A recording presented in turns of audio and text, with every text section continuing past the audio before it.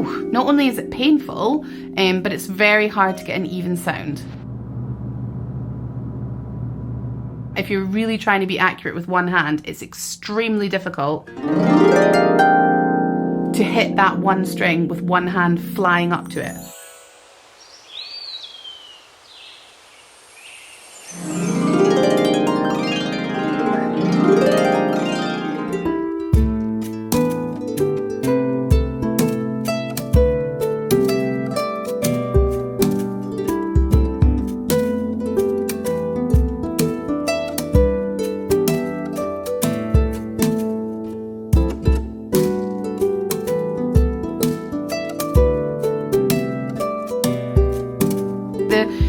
To a good even glissando is holding your finger at the appropriate strength.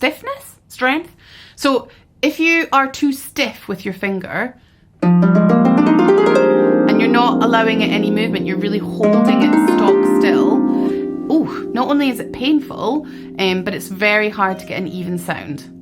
So you want to let your finger be a little bit loose.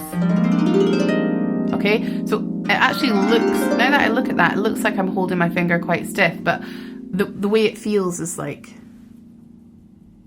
it's not stiff, yeah? So this is how I'm holding my finger, and you can see how loose that is. Okay, so nice and loose. And the same with the thumb. If you're coming down with your thumb, it can be really easy to kind of be really stiff with it, but you want your thumb to be like relaxed and loose so it can roll off the strings nicely. So that's the first tip, relaxed fingers. Second tip is make sure you're moving from your elbow and not from your hand.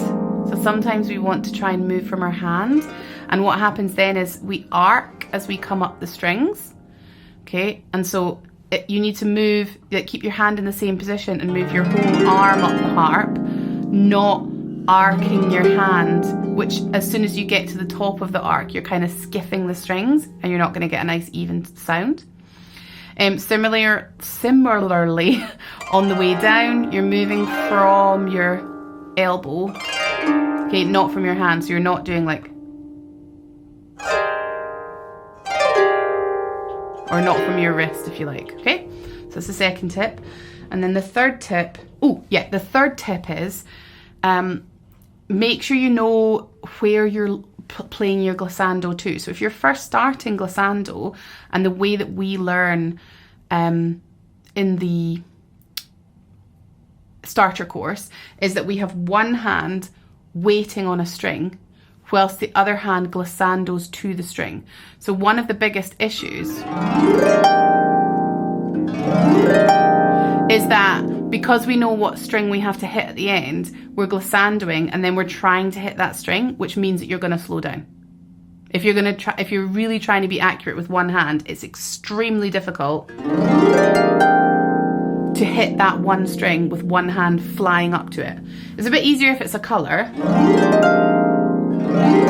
but it's still very hard, okay? But if you use the other hand on the string that you're aiming for, glissando with this hand, and if you go slightly past, that's okay. And if you stop slightly too soon, that's okay. You just want to stop the glissando when this hand plucks. Okay, so then you're not getting that, the kind of desire to go, which affects the speed of your glissando. And then similarly, it's exactly the same if you're coming down,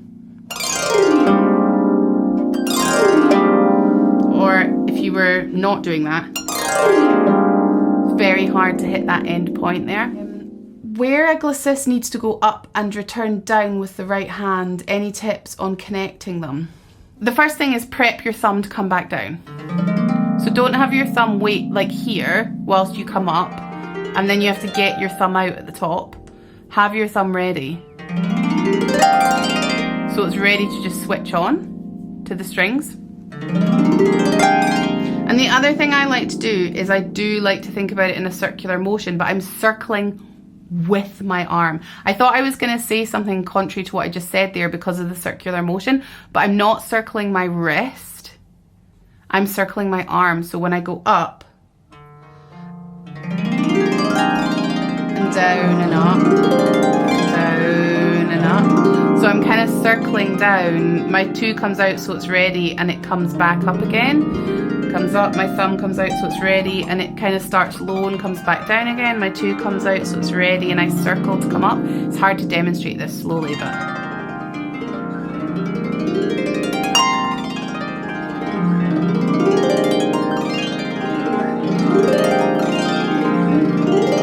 hopefully that helps. Low and comes back down again. My 2 comes out so it's ready, and I circle to come up. It's hard to demonstrate this slowly, but...